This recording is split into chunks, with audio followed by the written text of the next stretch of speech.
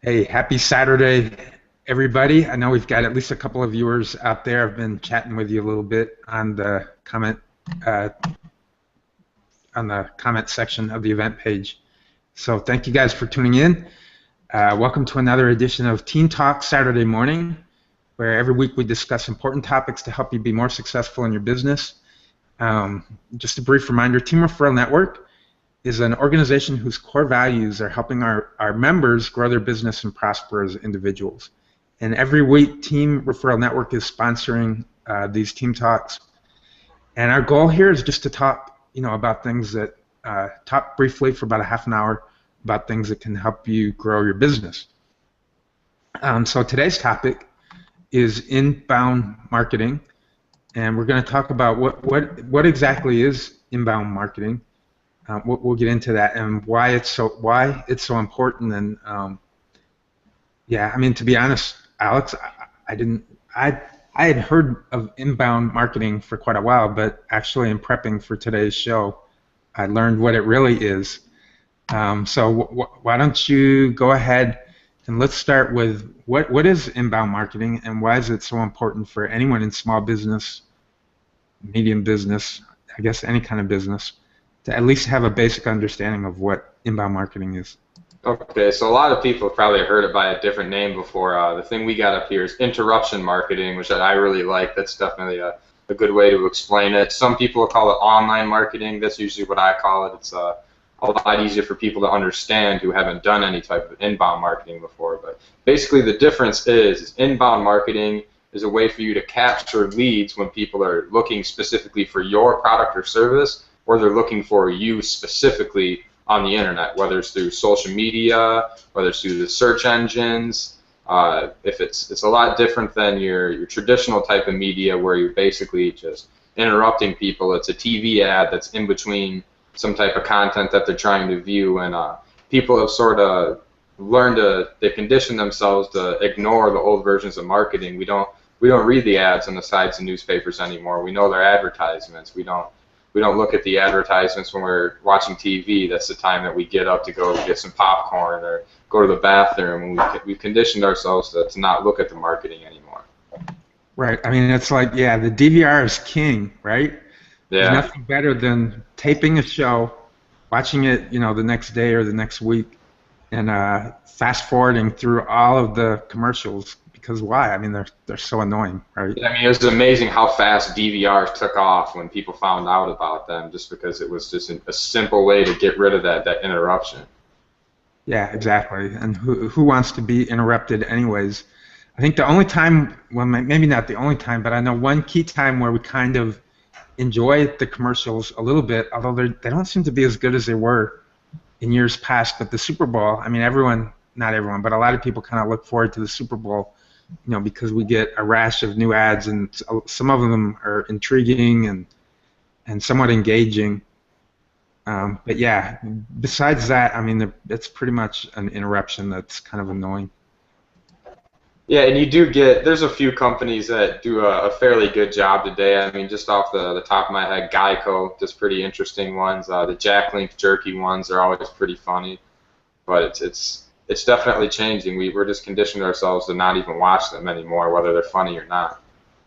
Right. So I was kind of thinking of inbound marketing as kind of being the anti-spam. So it's a way of it's it's really a way of creating a good online presence so that when people are doing searches, they can find you. Number one, they can find you. So you have to do all of your proper SEO, good content and all of that. But it's a way. It's essentially organic driven traffic to your website via search, right? Yeah, and it's a lot more targeted because people are already looking for your type of product or service or looking specifically for you versus you just pushing an ad out and hoping that your target audience is going to see it. Right. So what are some of the key? What are some of the sorry, what are some of the basics for inbound marketing? What are when you doing inbound marketing right? What are some of the basic things that you need to set up to do that? Well, probably the original form of inbound marketing when the internet was created would definitely be the search engines. And search engines just completely changed how the internet worked. And the whole idea of having a website before search engines existed is you wanted to keep people on your website and engage them for as long as you possibly could. And so the Google guys come along and say, okay, well, we're going to create a search engine, and our idea is to deliver you what you're looking for as fast as possible and get you off our website as fast as possible. And everybody told them that they were just nuts. Why do you want to do that? Why do you want to direct people away from your website? Well, clearly it worked out very well for them. And people were, in the beginning of the search engine days before Google existed, people didn't use search engines because they didn't produce results that were interesting. A lot of the times they weren't even results that had anything to do with what you were looking for. So the search engines are really what started it, but now you've got all kinds of different ways to appear in the search engines. It's not just your website anymore. You've got, if you're a local business, you've got your Yelp page, and the Yelp page is going to almost always be in those the top 4 to 5 results if it's not going to be your top 2 or 3 if you don't have a personal website. You've got a social media website, so if you got a Facebook page, a LinkedIn page for your business, a Google Plus page, all of these are giving you more chances to come up in front of your customers' eyes when they're searching for your business specifically or your product or service. Yeah, I agree. So let's take a step back, because I think one of the most important things when you're developing your, for lack of a better term, your inbound marketing strategy, or really just a good marketing strategy in general, I think one of the first things that you need to consider is who is your target audience. I mean, it just seems so obvious, but I think a lot of businesses really miss the boat on taking the time to really figure out who their ideal client is, and then create their marketing, create their online web presence and everything else around who their ideal client is. So why is that so important, and what are some tips and tricks that people can use to kind of figure out who their ideal client is? Yeah, and we have talked about this a little bit before. After you've created a sort of a customer avatar, you have an idea of who you're trying to target. Now you know where you need to be. If you're targeting specifically women, you're selling some type of a beauty product, whether it be makeup or clothing specifically for women, you're going to want to find where your client is at. So Pinterest would be a big one for women because it's 80% of their members are women. Facebook is a good general marketing tool if you have a very broad audience, and plus they have such a powerful ad system, as well as such a large audience, as well as a broad audience, and you can target down specifically to demographics that you're looking for with Facebook, even if you are looking for something more specific.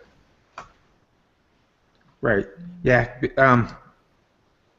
Yeah, because again, I mean, the bottom line is we're going through all of this effort to grow our business, right? We're doing all of this to get more eyes onto our business, which I think kind of segs into the next kind of question that I have about inbound marketing. So let's talk for a minute about the journey of the consumer, the journey of your client, the journey that anyone who's going to make a purchase makes. Let's talk a little bit about what that journey is and why it's something that people should consider when they're developing their strategy for. Again, it's really just basically good marketing strategy, but with an eye on doing this online. Okay, I got to pull up the article right now because I forgot exactly what they said. The 3 steps for the buyer's journey is. Okay, the beginning of the journey would be awareness. So this is sort of when your prospect is, they have a problem or some type of a symptom of a problem, and they're looking to find a solution for that, whether they know there's a specific solution or they're simply just typing in a question into Google. They're trying to find out if there is some type of solution to their problem. So whether it's a product that fixes it or a service that's going to fix their solution, this is definitely the beginning stage. Now, after they've done a little bit of discovery, a little bit of research on their own, whether they had somebody else tell them about the product or they found it on their own, they're going to fall into the next step, which is going to be consideration. So now that they know exactly what their problem is, they found some type of a solution, whether it's specifically you or just the type of product or service that you offer, they're going to be doing a little more research to now find exactly who they're going to be trying to purchase this product for or service for. And the best part about the internet nowadays is we're not just going out blindly purchasing products and services and hoping they work like we used to. We have the chance to go online and see peer reviews, not necessarily just the reviews that they put on the box. So it completely changes the game up. And like we said a little bit earlier about how Yelp is such a big factor in your search engine results, if you have a chance to prove that you have a good product or service, this is something that your potential clients are definitely going to be looking at. So if you're ignoring Yelp right now and any other types of review services, you're really missing out, especially if your competitors, especially if it's a local business, have tons of reviews on there, they're very active. Somebody is definitely more inclined to go with somebody who has a higher reviews count on there, or even just a couple good reviews, less alone no reviews at all. So after they've done a little bit of research, they're at this decision stage now. This is when they're going to really compile a few different people, look at the little bit of research that they did, and sometimes it's not even a matter of price, it's a matter of they know that you're able to solve the problem, they've seen a review, product video before, and they know that this is what they're looking for. So now they're to the end of the journey, they're ready to make a purchasing decision, they have a price in mind, a specific product or service in mind also. Right. So I think a lot of businesses are really good at marketing towards the final part of the journey when people are getting ready to buy. But I think oftentimes they neglect the rest of the journey, which can be as important because it's a great way to actually start to build a relationship with your potential clients, right? So the best part about the internet marketing is you can track your analytics of where these people are originally coming from, how are they finding your product or service. So if you're spending thousands of dollars a month on a specific type of pay-per-click ad, but your analytics are telling you that your campaigns that you're running on Facebook are bringing you 80% of your clients, well, maybe now it's time to readjust your strategy and you're going to get a better return on your investment by being able to understand where your client is coming from versus where they end up to the stage where they're actually purchasing your product or service. Right. So like I said, it's a great way to start to build a relationship with the client, and it's also a great way to build trust, right? Because if for example, so let me take a step back here. So for higher priced items especially, people are prone to do a lot more research and talk to their friends and get a lot more opinions the more expensive something is. But even something as simple as going to the restaurant, right? If you're going to go out, let's say you're planning a Saturday evening out and you're trying to decide what restaurant to go to, and you might do a little bit of research, see what the latest trend is, or whatever it is that appeals to you as a consumer regarding food. So you're going to do a little bit of research, so it provides an opportunity for people to get to know you and your business if you're putting the proper amount of information out there. Yeah, and everybody has some different type of product or service that they're using to find new businesses whether they're looking for something to eat, they're looking for a new place to shop, they're looking for a place to stay when they're in a town that they've never been to before, they don't know much about. Some people are going to use Yelp, and Yelp is more popular in different places of the country, not necessarily just popular with different types of demographics. Some people are going to be using Foursquare to find different events. Some people just use Facebook, that's all they know how to use. So you really need to track of where your specific client is at geographically, and specifically once you've created a type of avatar of who your type of demographic, what type of service they're using to find you, and make sure that you're active on that service. Hey, yeah, so let's talk a little bit about some of the different components of your inbound marketing. So I don't know if people are aware, but there are actually a lot of different components that come together. You mentioned Yelp briefly, but there are a ton of others. I think it starts with your website, of course. There's blogging. There's utilizing different tools to improve your SEO. And what are some of the other components of inbound marketing? Yeah, the other big one is just guiding your customer through the journey, and this you're not going to be able to do this if you haven't done like we said to figure out what that journey specifically is. If it's a service that you're offering through your website or a product that the people are actually purchasing through your website, not through a local store, you need to guide them through that process. Once they get to your website, whether they came from the search engines, Yelp, or a social media website, sometimes it's just as simple as adding a call to action at the bottom of the site, whether you're offering a free product or service, you have a promotion going. Some people, they get to the bottom of your page after they read the information and they're confused on where to go. Sometimes it's just as simple to add a one sentence and a button down at the bottom to guide them through the purchasing process. Yeah. Yep. Totally. There are so many different things that you need to consider to come up with a good strategy. Hey, I want to give a quick shout out. You have some, your dog actually, Alex, has some fans in the viewing audience. Which one? There's two of them. So. There's two, I don't know. There's one dog that's been coming in and out, chewing on bones, and just having a good time. So Kristen Drysdale says, "I'm loving the doggy too." John, hello. So the dog's a star. Oh, both of them. Oh, now both of them are in here.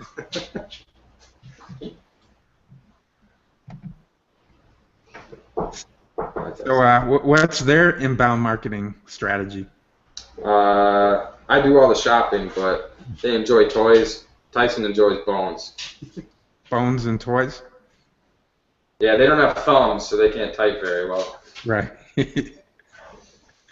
They rely on the owner to do the research to make sure that all of the proper accoutrements for them are found, right? Yeah. Hey, so let's jump into mobile for a brief second. The importance of mobile search is surging like crazy, and I think mobile, because of mobile, the ability to search and find something locally is becoming, a huge opportunity for small businesses to take advantage of. So what are some of the unique things that come into play with mobile that people need to consider when they're doing their marketing? Yeah, so I mean, in the beginning of mobile, we were talking about just cell phones, and now we've got people on tablets, and I guess laptops do come sort of into play because now we have these tablet/laptop platforms. We've got phones that are the size of tablets almost. You've got little phones, medium-sized phones. You've got old phones and newer phones. And it's really hard to make a website that's targeting one specific device anymore. And that's why when I create websites, instead of creating just a mobile version now, we create a responsive website, because even a mobile version is going to look really different on different types of phones, especially when you have these such a large variety of screens nowadays. And like you said, it's surging. It's just growing exponentially every single year. And at this point, this year, it's over 50% of searches on the internet are done through a mobile device. And the very first Penguin update that Google had, I know I'm getting a little technical now, but one of the updates they made is they give a preference to people who have a mobile or responsive website to people who are doing a mobile search. So let's say you may not rank very good compared to your competitors locally when people are searching on a desktop computer. If your competitors don't have a mobile version of their website and you do, Google sees that your website is going to be a better result for the person that's searching on a mobile device, and now you're going to rank higher than them on a mobile device versus a desktop computer. Right, so that's why it's so important to have a responsive website. And most, again, not to get too techy on everyone, but most current WordPress themes WordPress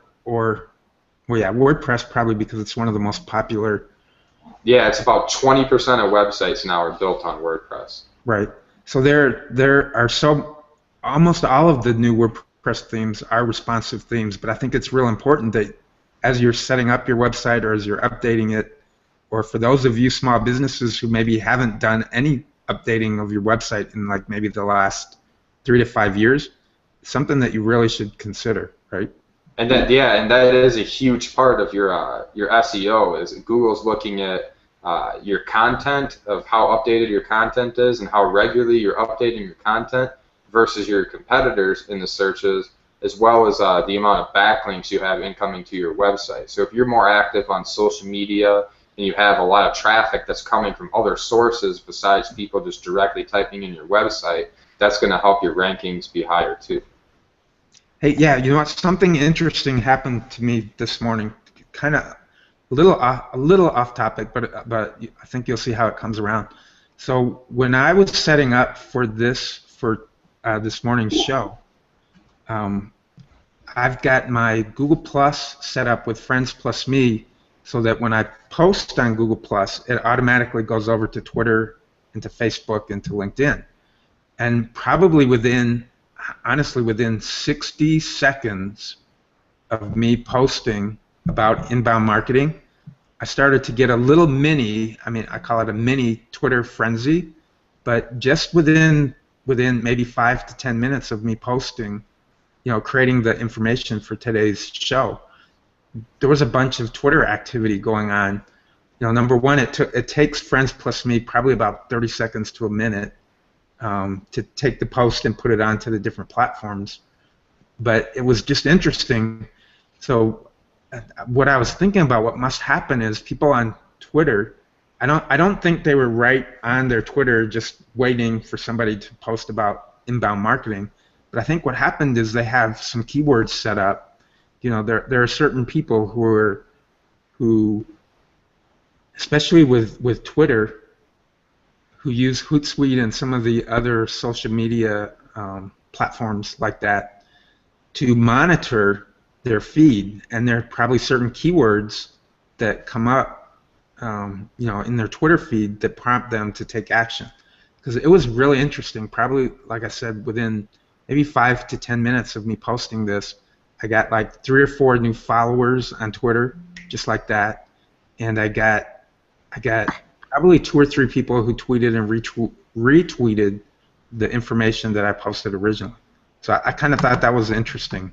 Yeah, and that's really what Twitter is all about. That's how I try to explain it to people, is since everything is public on Twitter versus Facebook, where you have to be friends with somebody, or they have to like your page for you to be able to engage with what they're posting, or for them to be able to engage with you on the other side, is now people can follow their brand specifically and trends that are trending in their industry, and specific keywords, like other people who do marketing like us would follow keywords like inbound marketing, social media marketing. When something like this comes up, now they have the chance to either share it or they have a chance to jump in on the conversation with us. So Twitter is all about listening. It's not just about pushing your content out. It's about following other people's content, and people don't, they leave their content public on purpose to have sort of this just random type of people jumping into their conversation without feeling like you're butting into somebody's private conversation, because people are asking, by leaving their stuff public, to have this random interaction with people they've never met before. And that's really what sets Twitter apart from any other social network. Right. Yeah, I just thought that was super interesting. I think you hit on something, the power of engagement. Okay, and I know I say this quite a bit, but social media allows us to really stop promoting and start engaging. And I know it's in the name. It's all about being social. Right, exactly. And I know you still, of course, as a small business, you still want to promote. But I think, Gary Vaynerchuk was genius when he wrote his book, Jab, Jab, Jab, Right Hook, because you're jabbing at least 3 times and maybe even 6 times, before you promote. So you engage, and be interesting, and create interesting content. And let's talk about interesting content for just a second, because I think it ties all the way back to knowing who your target audience is, and not creating interesting content for you necessarily, but for who your target audience is. Yeah, and that's like we talked a little bit earlier about, is the best part about the internet is you have just crazy amount of analytics tools, whether it's the ones that are built in or third-party tools, so you can track the types of content that you're posting and learn to get rid of the things that you may have thought that your audience is interested in, but they're not interested in, and continue to post the types of things that you know that they're interested in. And a lot of the times is you're just guessing in the beginning, but if you, after quite a bit of time of posting content and engaging with people, you can get kind of a general idea of what they're going to be interested in and the types of conversations that people usually start up on your page. Right. Yeah, and it really is all about the conversation and engagement. I know people hear it a lot, but because you need to get in the mindset of engagement and listening to what your audience wants, you can actually use that as a strategy for growing your audience and getting more engagement, getting people to know you and your business, and start answering those questions.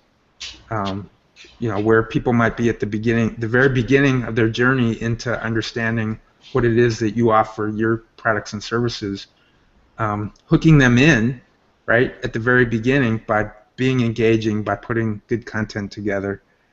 Right? Yeah, and one of the things that I do when I'm first starting out with a client is we look at what their competitors are doing, whether it's just a key influencer in their industry, not specifically a competitor, and as well as their local competition, their direct competitors, and just get an idea of what they're doing. And sometimes you can see right away, scroll back through their feed, see things that didn't work for them and things that do work for them, and you can sort of mirror the ideas that they're using, and it's going to give you just a huge jump start than just assuming what your audience is going to be interested in. Right. Yeah, I think that's great. I think that's a great way to start testing, right? Look at what your competitor's doing, then put your spin on that. Do it your way. Be you. Do it your way. Put your spin on what they're doing, and then, like you said, test it. Do some A/B testing. See what's working. See what's resonating. See what times are working. Again, not to beat a dead horse, but if you understand your audience, you know where they are, you know where they're located, you know what social media platforms they're hanging out on, you can hyper-target to them, create content that engages them, and kind of bring them into the fold. Yeah, and this kind of ties into the very last part about my article, where you're actually leveraging your content, where now you're not just sharing content from other people, where if you have a little bit of extra time and you get to write your own content or have somebody within your company write content for you, now you can have content that's going to sort of prove yourself as a key influencer in your industry and give a chance to sort of sell to people without having to sell. Right. Which kind of reminds me of, let's talk just briefly here for a minute as we're wrapping it up. So exactly what you said ties into social proof and getting social proof. And that's super important with inbound marketing because, first of all, you have to show the people, show your potential clients, show people who would perhaps land on your social media especially, but even on your website, that you understand social media enough to be savvy enough to engage with your potential clients. So tell us a little bit about the importance of social proof. Yeah, so like we talked about in the search engines before, is now it's not just your website that people are going to be coming across, and some of the times they may actually come across your Facebook page or your Google Plus page before they even come across your website. So if they immediately see that you're not active on these social media profiles, they're either gonna just assume that you're not active on the internet, or possibly even think that you're out of business if you're not active on there. If you get a chance to prove that you're engaging with your customers, and sometimes if it's something real recent that they feel like they have a need to jump into the conversation, social media might actually be a better way to sell than your website, even though you don't have as much control over the types of selling that you're able to do on there versus the versatility you have of your website. Right. Totally. Hey, and your dogs are having an awesome party back there, right there. Yeah, I know, they're getting kind of rowdy. That's cool. No, I love it. Dogs are awesome. I've got a couple here. I took them out for like a 2-mile walk this morning, so they're laying silent right now. Oh yeah, they go about 4 or 5 miles every night. Yeah, nice. Excellent. Okay, great. So getting ready to close out, what are like maybe the top 3 or 4 things that you recommend people keep in mind when they're considering and they're putting a strategy together for their inbound marketing? Yeah, one of the things is just start. If you're just so confused with social media, a lot of people feel like they're overwhelmed and they just don't do it because they think that it doesn't work, because maybe they've tried posting a few things before and nobody engaged with them, so they just gave up on it. Just keep trying, like we said before, look at things and use your analytics. If it doesn't work, then stop posting that type of content, and like we said before, get a chance to do a little bit of research on your own and look at what your competitors are doing, and key influencers in your industry, and maybe people that are just similar to you, as well as people who are in your geographic area, and see what types of things that they're doing to engage with their audience, and that'll give you a huge jump start on learning on types of things that you need to be posting. Right. I'm going to put you on the spot a little bit here, Alex, but is there an example that you can think of where you posted something that you thought would be awesome and amazing, and it just didn't resonate, and so then you took some learnings from that and did something a little bit different the next time? Well, one thing I can think of, not specifically with content, but just assuming of who our audience was, and this was for my parents' business, specifically with the Haunted Barn and Haunted Hayride, is I assumed that it would be pretty close to 50-50 men and women demographics. And after we built up the page, it's close to 3,000 likes now. It's actually 80% women on the page for the Haunted Barn and Haunted Hayride. And I would have thought that it wasn't going to be anywhere near that. So the type of content that we were posting and engaging with people on was content that was supposed to be 50-50 for both sexes. So just never assume who your audience is. Do a little bit of research in the beginning, and like we said 100 times already, just follow the analytics and make sure you know who you're marketing to. So how did that impact the way that you created your content when you learned that, hey, our audience is really 80% female, and how did that impact the way that you created your content?